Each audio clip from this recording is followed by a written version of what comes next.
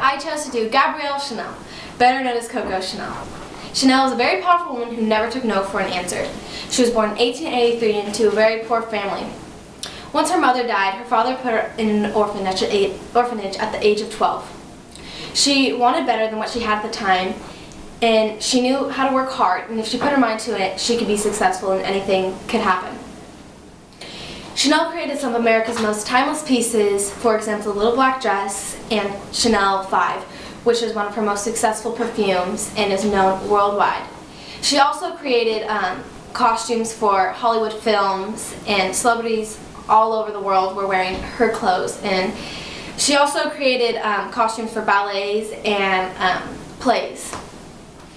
For my first genre, I chose to do quotes, and one of my favorite quotes is, "To be irreplaceable, one must be different," which explains her because she was always different. She broke the pattern of women's ordinary fashion.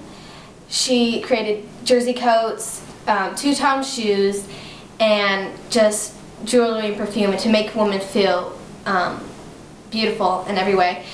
And another one of my favorite quotes is, "Elegance does not consist of putting on a new dress, and a woman must be two things, fabulous and classy."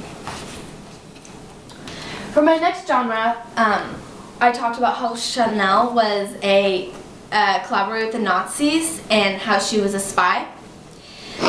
She was very anti-Semitic, and she was dating an officer that was one of the most powerful spies at the time, and Hitler recommended him as one of the best Nazi spies. And she was staying at the Ritz Hotel, which was taken by the Nazis, which was like they were ruling the Ritz Hotel. So that gave her another influence. And she grew up not liking Jews in the orphanage. Like the orphanage that she stayed at, they didn't like Jews. So she was brought up into a world that Jews were not good people, and she wanted to help the Nazis to get rid of the Jews.